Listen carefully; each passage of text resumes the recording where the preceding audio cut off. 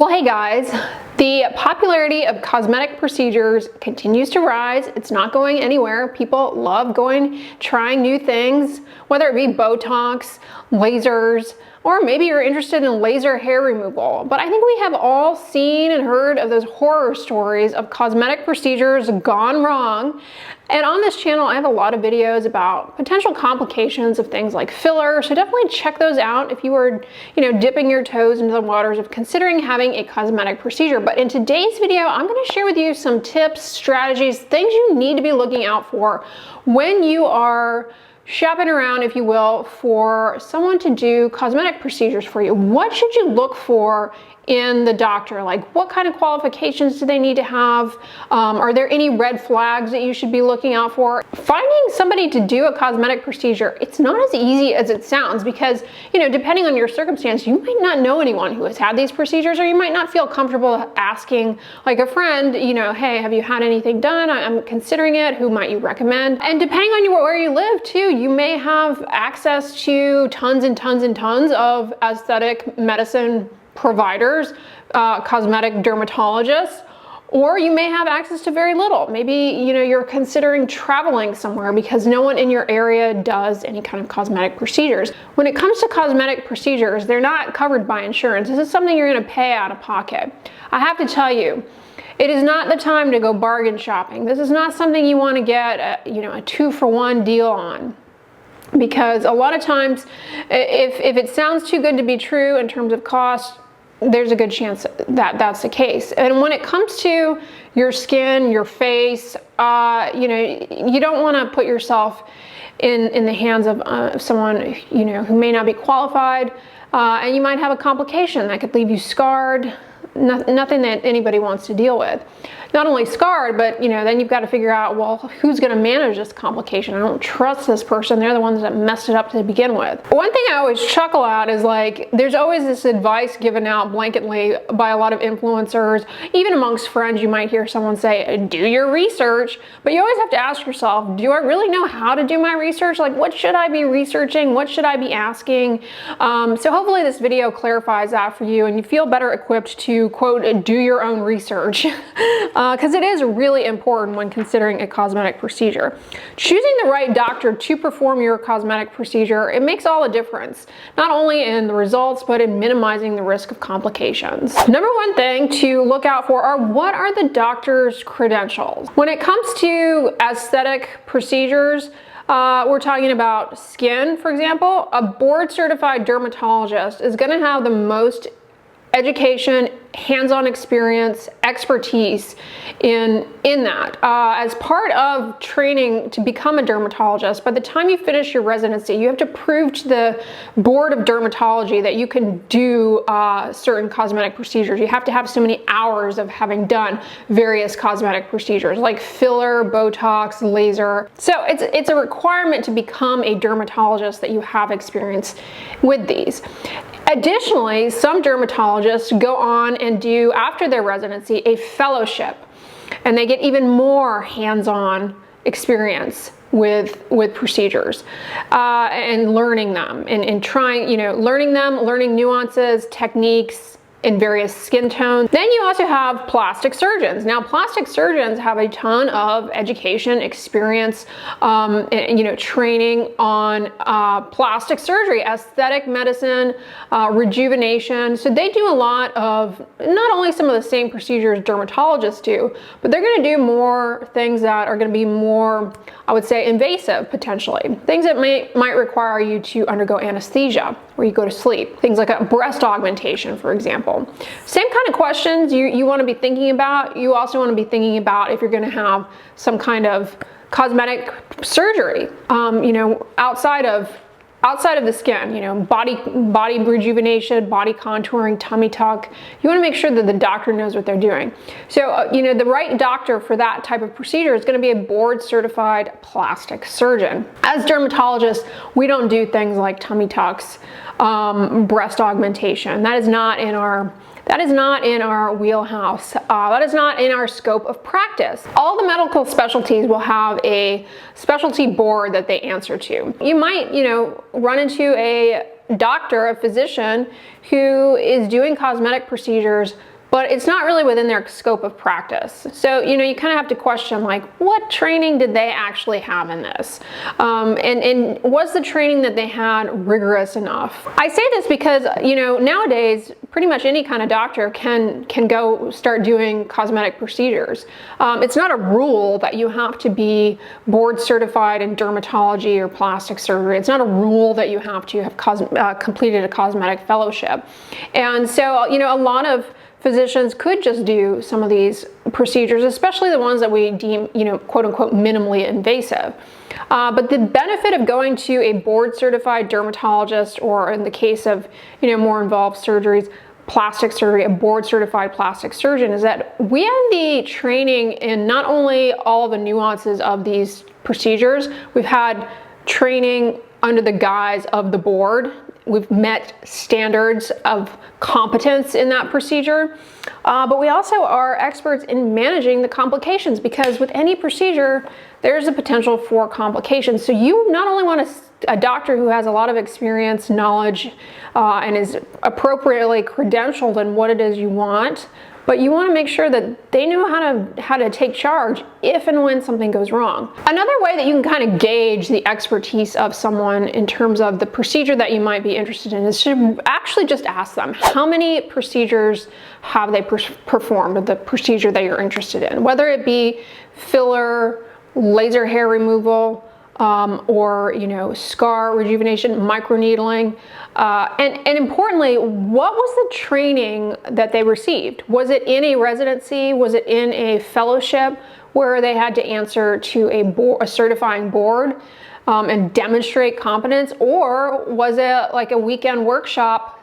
put on by the laser company or the company selling the toxin, like the neurotoxin, like BOTOX, or the filler? The company sponsored a workshop to teach you how to do it. That's not to say that that's a bad training, but you really want somebody who has a lot more comprehensive training and knowledge base in a given procedure. The other reason that it's important to ask these questions is that you might run into a situation where you're seeing a dermatologist, a board certified dermatologist for a skin condition, because we do treat those. That's like our main thing.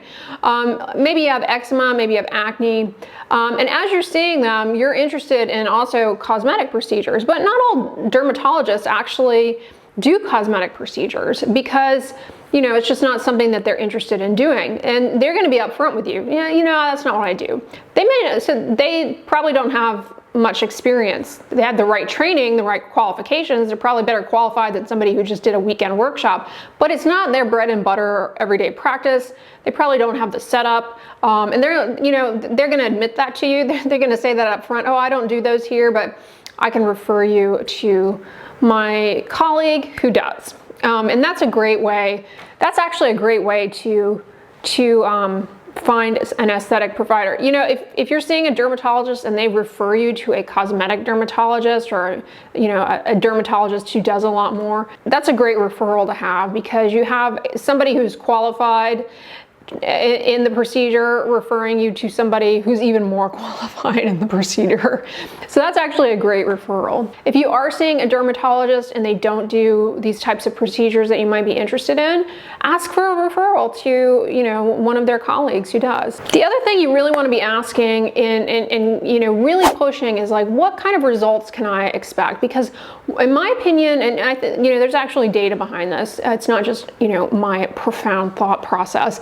But I think a major reason for dissatisfaction is, from the get-go, unrealistic expectations. That's something that's so important for the dermatologist or plastic surgeon to be setting with you, is like, what could I expect to achieve with this procedure? It's one thing, your best friend or the social media influencer you follow, got great results with a certain peel or a laser, but that doesn't mean that it's going to yield those results for you or be the right thing to address your particular concern. So really having them sit down and explain with you, what are the expectations in terms of results that you might get, and importantly, the before and after photos. Asking to see before and after photos is really important to give you a sense of what the procedure can achieve.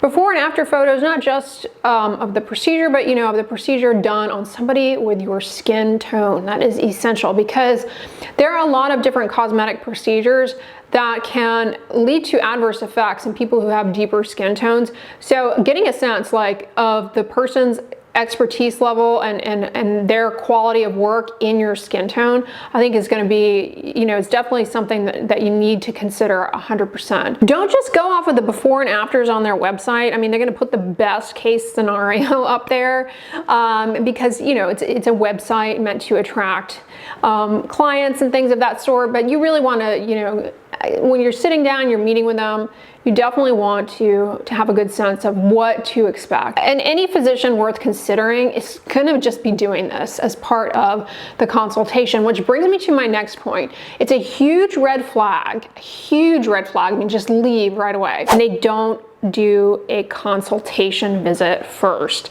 That is a huge red flag because there's a lot of information they need to get from you in order to properly assess if the procedure that you're interested in is right for you.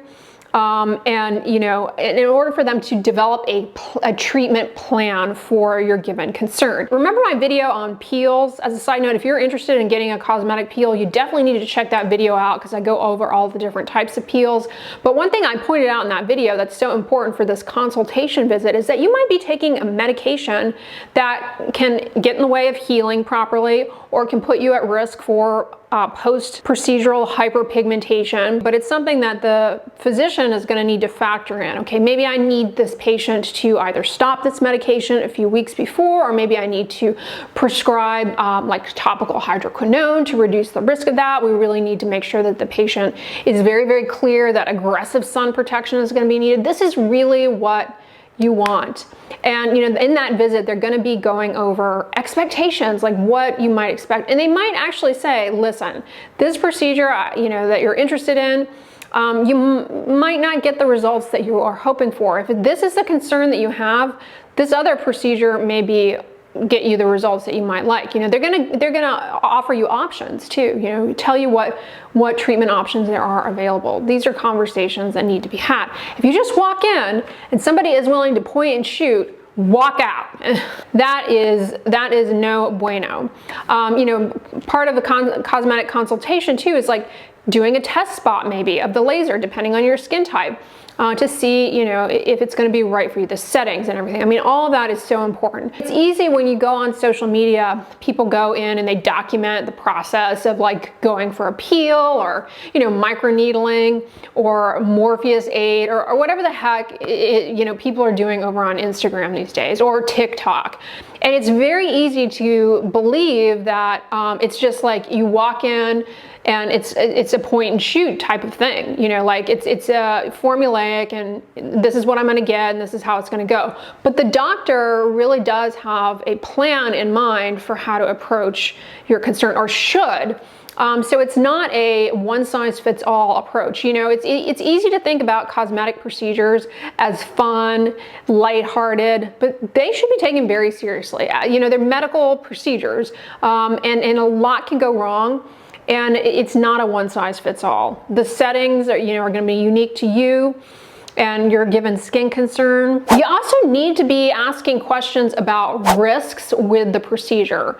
There are risks with any procedure, and some procedures have more possible risks, adverse events than others. BOTOX is very popular. I just call it BOTOX, but they're actually, Xeomin, Dysport, all of these others. Very, very popular. Super low risk of side effects. Most common adverse things that happen with neurotoxins are going to be, temporary discomfort, maybe a little bruising. Worst case scenario, you can go blind. So it's not like 100% without the risk of complications. So this is why seeing somebody who's qualified, experienced, knows facial anatomy really well, knows where the blood vessels are and the muscles, knows the nuances of how that there can be variation from person to person in the way these things are laid out. It really can make it an even safer procedure for you. Now, when we're talking about lasers, laser treatment It is definitely a science and an art. You know, it's about choosing the right settings for your skin type. It's about assessing as they go along, you know, what needs to be tweaked here and there. And again, that medical history is so important for deciding the laser treatment plan for you. Laser hair removal is probably one of the most popular cosmetic procedures pursued. I've even had laser hair removal done, and I don't really do cosmetic procedures at all. I have a video, as a side note, on what I've had done. You know, the laser settings that were used on me are not going to work for everyone out there. And what ended up working for me and the results I got are not going to be reproducible on everyone. Again, it's not a one size fits all. Big crash out there. If you have a deeper skin tone with lasers, you know, you really need to go to somebody. I mean, everyone needs to go to somebody who is qualified, knows what the heck they're doing. But with skin of color, you can really get burned, quite literally, from the wrong laser settings, and that can scar you, which is, you know, definitely not a good thing. The other thing I will say is that first impressions count. When you go into the office, if people are, you know, rude to you, they seem overworked, very unhappy, that's not a good sign, because it just sets a very, very negative tone. It really speaks to the fact, like, what is it going to look like if I have questions? Are these people even going to have time for me? Are they going to be rushed? Are they going to be rushed doing the procedure? I don't want that. I mean, you're paying for this, right?